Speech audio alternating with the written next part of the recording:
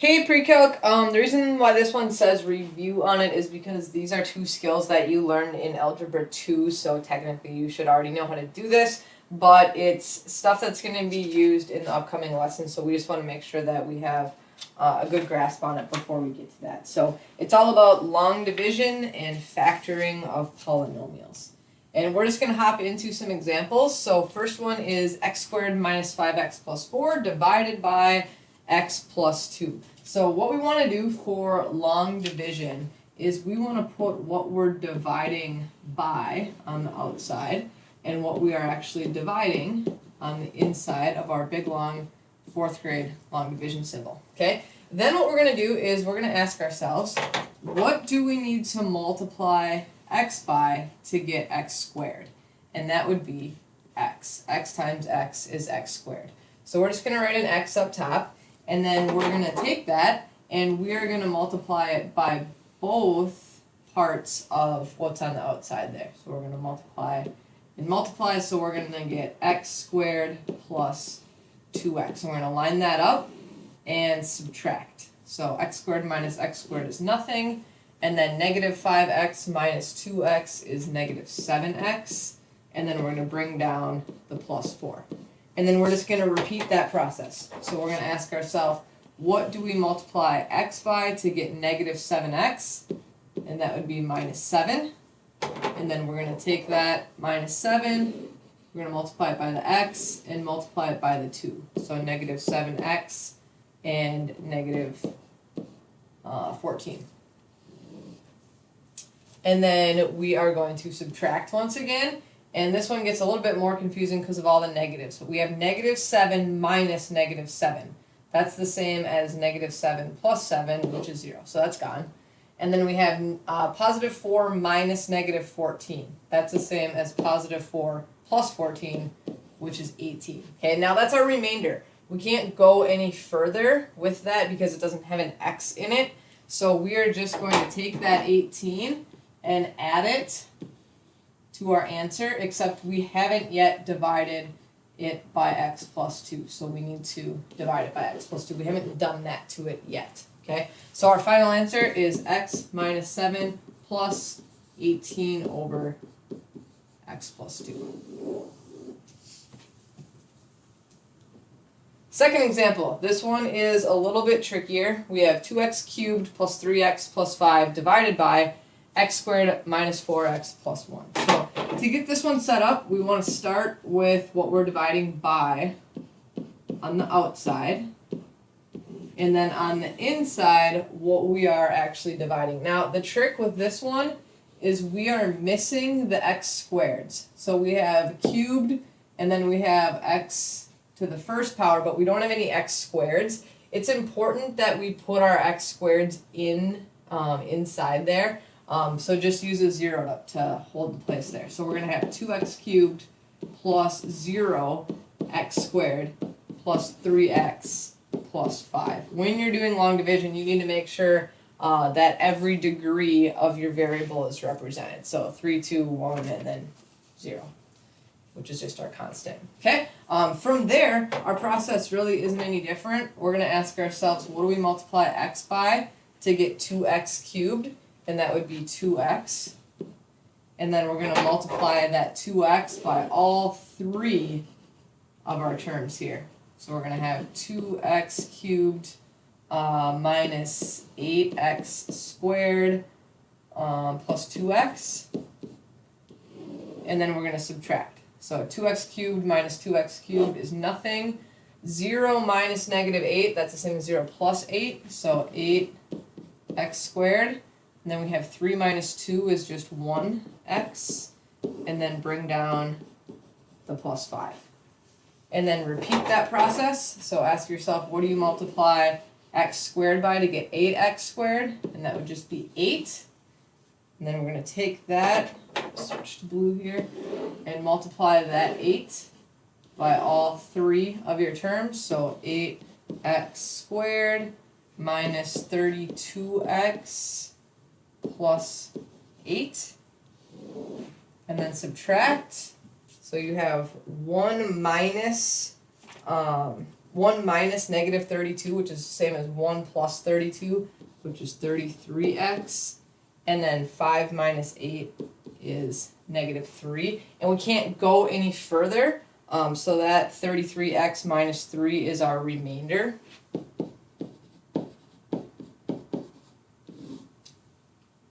That's just a lot to write down. Okay, so final answer.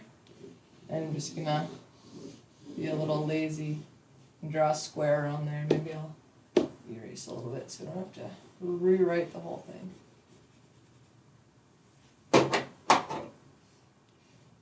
Like so. All right, into factoring now. This factoring example is a greatest common factor one. So if we look, GCF stands for greatest common factor. If we look at just the coefficient parts, if we look at 12 and 14, we need to find a number that divides both 12 and 14. The biggest number, the greatest number that divides both 12 and 14. And I think the biggest number that we can come up with there, they're both even, would be 2. Okay, so we're going to write down that 2. Then we're going to look at the first variable and see if we have anything in common. So we have x squared and we have x. So yes, we do have something in common. We have an x in both of them. And since the second chunk there, second term, the 14xy squared only has 1x, that's the most that we can take out is just the 1x. Okay? And then we're going to look at the y's. And they both have y's. The most amount of y's that we can take out of each of them is 1y. Okay? So this right here, the 2xy, that is our greatest common factor. Now we need to divide 2xy out of both of our terms there. So 12 divided by 2 is 6. I'm going to put the subtraction sign in here. 14 divided by 2 is 7. I'm just going to do it piece by piece. Then we'll go to the x's. X squared divided by x is x. And then in our second one, x divided by x is just 1. So nothing left there. And then for our y's, y divided by y is nothing. That's gone. Y squared divided by y is y. So that would be our final answer. 2xy times 6x minus 7y. And you can always check your work on these by multiplying everything back out and seeing if you end up with what you started with.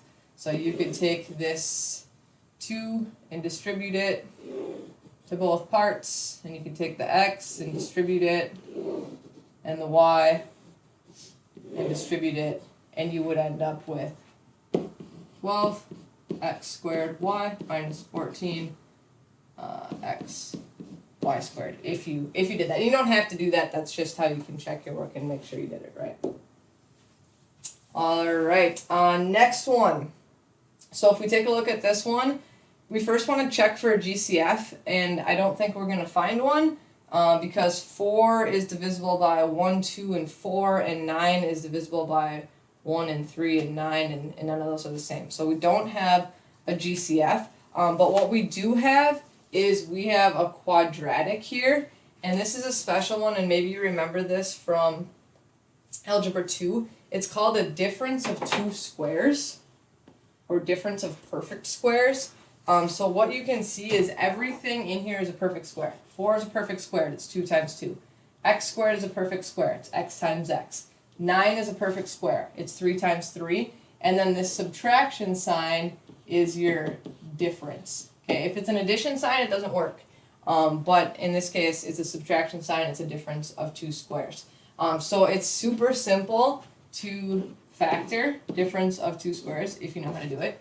All you're going to do is set up two sets of parentheses and take the square of each of these. So the square root of 4 is 2. Each of these gets a 2. Take the square root of x squared, which is x. Each gets an x. Take the square root of 9, which is 3. Each of them get a 3. And then one gets a minus and one gets a plus. I guess I usually do the first one plus and the second one minus. Okay, and that's it. That's a difference of two squares. If you multiplied that all back out, you would end up with 4x squared minus 9.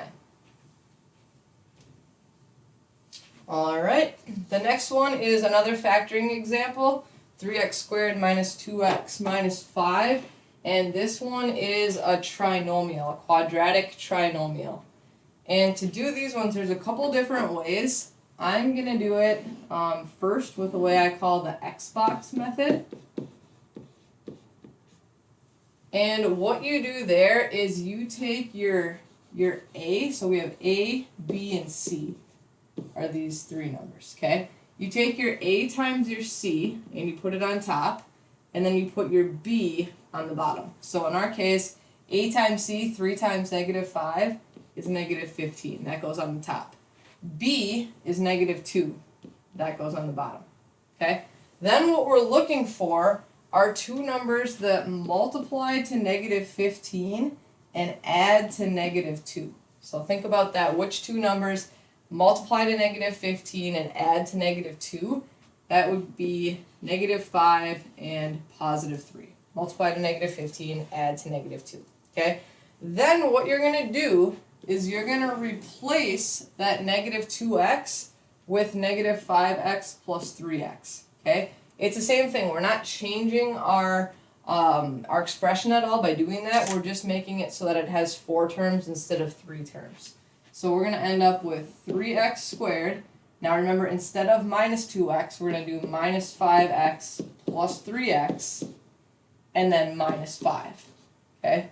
So these guys stayed the same, and then this guy just broke up into 2 separate parts, which came from here and here, from our x. Okay? Now what you're going to do, and again, there's different ways to do this, but this is how I'm going to show you how to do it right now. You're going to make a box that has 4 squares in it, and you're going to fill in your 4 terms. 3x squared minus 5x, 3x, and negative 5. And then what you're going to do is you're going to look down this first column and pull out the GCF. So both of the terms in that first column have 3's. They also both have x's, so 3x. Okay? Then we're just going to fill in the rest of it. So ask yourself, 3x times what gives you 3x squared? X. So 3x times x is 3x squared. So if you multiply these together, you get this one. Okay? Do the same thing. 3x times what gives you 3x? Just 1. Go over here. X. So we have the x here. X times what is negative 5x? Negative 5. And then you can double check. Negative 5 times 1 is negative 5. So we did it right. So basically, you're just looking for what multiplies together on the outside to get the inside terms. Okay? And then you're done. That's your answer. So take your 2 from the top. So 3x minus 5. That's one of your factors. And x plus 1 is the other factor. Okay? Some of you may have done it by factoring by grouping before, which is basically the exact same thing, just without making the box. So if you were factoring by grouping, I'll just show that real quick here. You would have had your 3x squared minus 5x plus 3x minus 5. You would have gotten there the same way.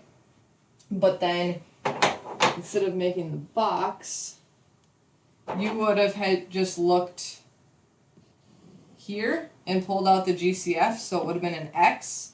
You would have divided both of those first 2 terms by x, so 3x minus 5. And then you would have done the same thing here. So what do those have in common? Well, really nothing.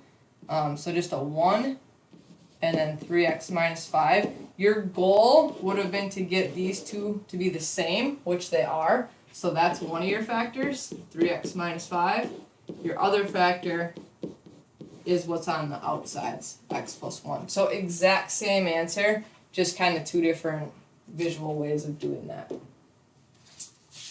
Alright, and then we just have one more example here, and this is kind of a combination of GCF and factoring a quadratic trinomial. So if we look through here, we can see that all 3 terms have a y. So we're going to take a y out. So divide each term by y. like so.